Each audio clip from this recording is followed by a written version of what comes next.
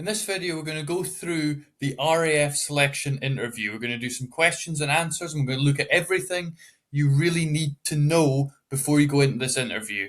So hopefully this video will really break down everything you need to start your preparation really going. So, in order to pass, there's certain things you just absolutely must do. You must dress to impress. You're going into a professional organisation that takes great pride in its professionalism and how it appears. So we're looking at proper suits. You're also looking at going to the military. So shiny shoes. I guarantee you the officer interviewing will look at your shoes, and if they're not up to standard, it raises questions. You must absolutely know your stuff. You need to be very well prepared. You need to know the RAF inside out. You're looking to be a professional and you're looking to join a professional organisation. You must know what you're talking about. And we'll go through exactly what you need to know, and we'll have some slides that'll give you some information about the sort of things you need to be memorising. You have to be motivated. They want people that are serious to committing. There's a lot of legal obligations that go with joining the armed forces. You must be aware of these and you must accept them. They don't want wishy-washy people that aren't quite sure and are just giving it a bit of a punt. They're going to spend a lot of money on your training. You have to be genuine. Again, same thing as being motivated. You have to be honest. They will spot a liar a mile off. These are military people. They have a lot of common sense, a lot of training and leadership, a lot of experience in reading people. They want people that are respectful. So when you go into that interview, you're going into a military setting. All right? Don't sit down until you're asked to. Sit up straight, pay attention, do not talk over the interviewer. Simple things. There is a relationship there. You're at the bottom, they're at the top. You have to be mindful of that, but you also have to be simultaneously confident. And you need to balance those two things. And as I cannot emphasize enough, you have to be knowledgeable. If you do not know your stuff, you are guaranteed not to pass. It's the fastest way to fail is to not have very basic knowledge. When you're looking at doing interviews, a good kind of thing to have in your head is what's called the STAR technique. So when you're describing something, you want to break it down as follows. So start with a situation. For example, I was at cadets. What was the task? We were doing this leadership thing and I was leading the team. What was the actions? What did you actually do? And what was the result of that? So break it down that way. Situation, task, action, and result. If you structure your answers that way, you cover all your bases and you can create quite a good story and you get across all the information you need to. BS detectors. So be very careful about what you say, and if you try and lie, that's a very quick way to fail the interview. So, for example, you could say, I've always wanted to join, but I've never done any cadets, I've never had any contact with the forces, I've done absolutely nothing. Did you always really want to join, but never thought about doing the cadets? You were 7 and you wanted to join all the way through age 18, and yet you didn't join anything forces related. That's, immediate evidence that you're talking nonsense. You talk about family member who inspired you, but you can't instantly name them and give them the rank. They will also push you to see what you do and don't know. If you don't know something, say you don't know it. They will deliberately push you, and they are expecting you to not know things. In the interview, you will push to your absolute limit of knowledge to see where that limit is. And if you just start making stuff up, they're probably not going to trust you. They don't want to be in a life or death situation with someone that'll just make something up. They'll test your stories. So if you're telling them all these wonderful stories about things that you've done, and then when you're pushed on it, you fall to pieces, it suggests my next point that you're claiming to do something that you clearly haven't. You're giving these leadership activities, all these wonderful experiences that you've just made up. They will expose that.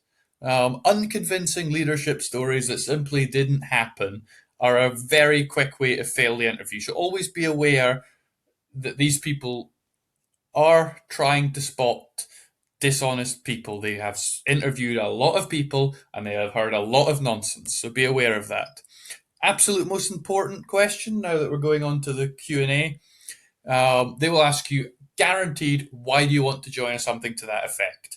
This question is probably the most important one, and if you don't have a convincing answer, you're in trouble. So you can talk about it being a long-term goal, but you want some evidence that proves that actually you had a long-term goal. You can talk about how much you liked cadets in the ATC. Looking for long-term career prospects, job you can be proud of. People take great pride in being in the forces. You can talk about being inspired by parents or family, but make sure you can name them and give their rank. They have to be real people and have to be quite a compelling story.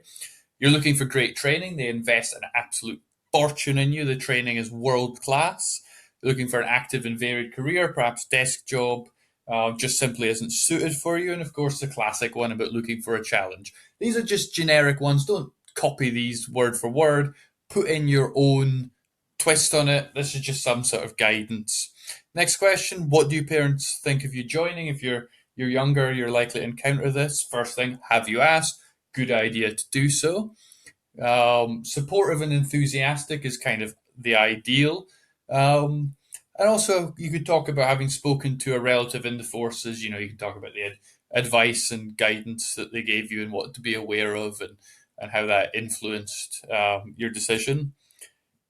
This is the nastiest question, I would say, is why have you chosen the RAF, specifically not the Army or Navy? First thing, do not denigrate another service. That means don't say, oh, the RAF is better, the training in the Navy's terrible, and the Army's just for idiots. Don't go down, when neither of those are true, but don't talk up the RAF by talking down another one. You may be speaking to someone whose partner or best friend is in one of the other services, and there is a mutual respect between them.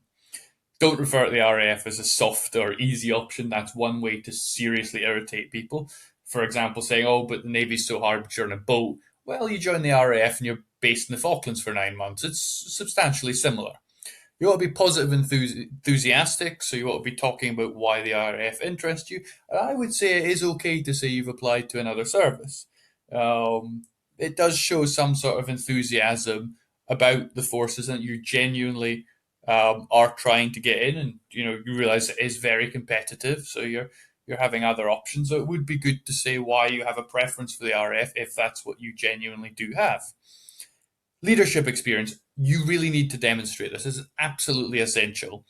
For example, running a club or society at university is a good start. Sports leadership, being a team captain. Have you done any sort of teaching that involved, leading a group and showing them new skills? Cadets is one that's quite good because it is forces related and it is in the way of leadership that you will be trained in. And do you have any work experience that involved leadership? So you need to have several prepared examples of leading people, and these should be convincing and compelling. So write them out, actually physically write it out like you're writing a story. You have to know these inside out, and it is very hard to think them up just in an interview under pressure. You need these to be prepared. How have you prepared for your fitness? And the way I suggest kind of structuring this answer is to kind of be aware of what the requirements are and be able to say exactly what you've done. So you're kind of going through press ups, sit ups, that kind of strength training. What do you do? How often do you do it? When do you do it? How long do you do it for? Do you do it twice a week? And then you alternate with some running. Low impact sport. So, for example, the classic one is swimming. So you don't want to be damaging your body constantly by running on the pavement. So you do cardio in, for example, swimming pool. And also, what sports do you play? Where do you play them? Who do you play for? How often do you play them?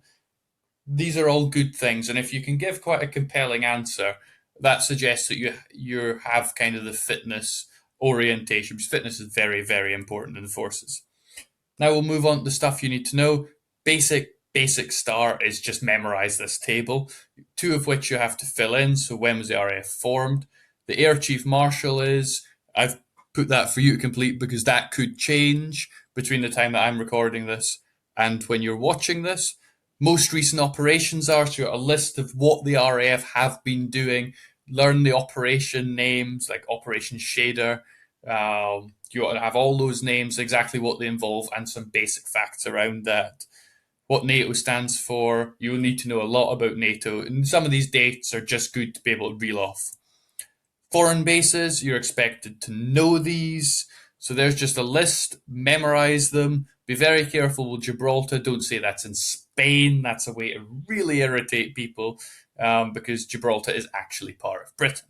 So be careful on that one. If you want to really impress when they give that question, learn the minor bases, the places where squadrons and training goes on, and the joint in the Middle East. There's various things the RAF are up to in there, and you can even learn, the signal stations, because there's a couple of them dotted around the world. So that will really boost your answer and show you've actually really, really done your research.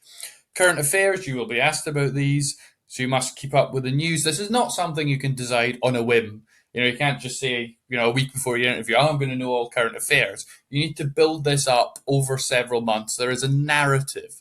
You can't just pick up progression in a news story right at the end. It is much easier to live through the news story and see it as it develops. Pick 5 topics.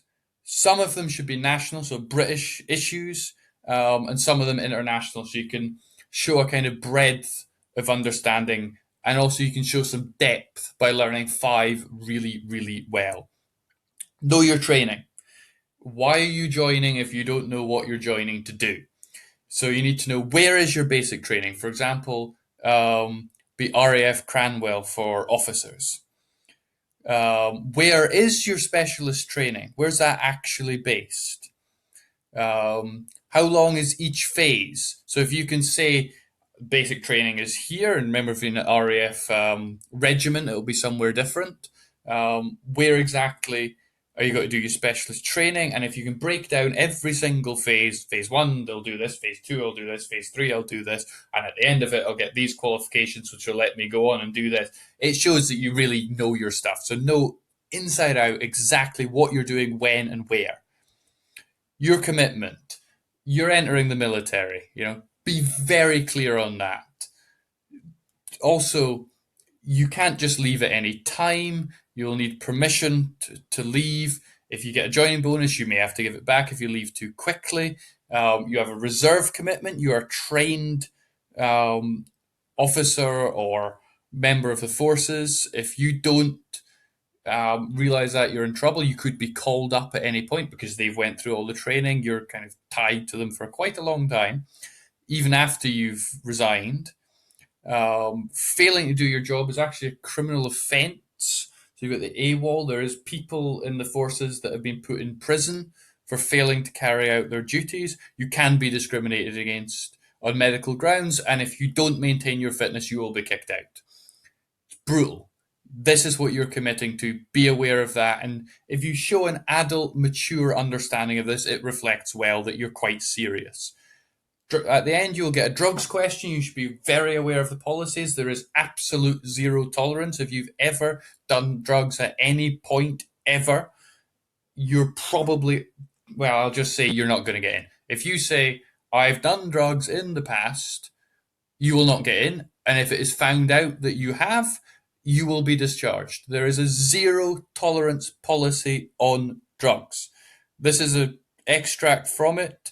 Extreme political affiliations, offensive tattoos, substance abuse, pending court appearances automatically prevent you being accepted into the RAF. Absolute, brutal, unmovable, zero tolerance policy on those things. Be aware of that. If you fall in any of these categories, don't apply. Just don't apply. And lastly, to help you with the application, I prepared this nice little checklist, which before you go to your interview, and hopefully substantially before, pause the video and go through each of these and do your research, do your planning, write it out in full. And once you've done each one, check it off. Do not go to your interview until you have done, as an absolute minimum, this is just the beginning of your preparation, check off every single item. So hopefully this kind of whirlwind tour of the interviews has been useful to you. You've got a lot to work on, a lot to prepare. Don't use this video as your entire preparation. And finally, I very much hope that you've enjoyed watching this video and you find it useful. Best of luck in your interview, and thank you very much for watching.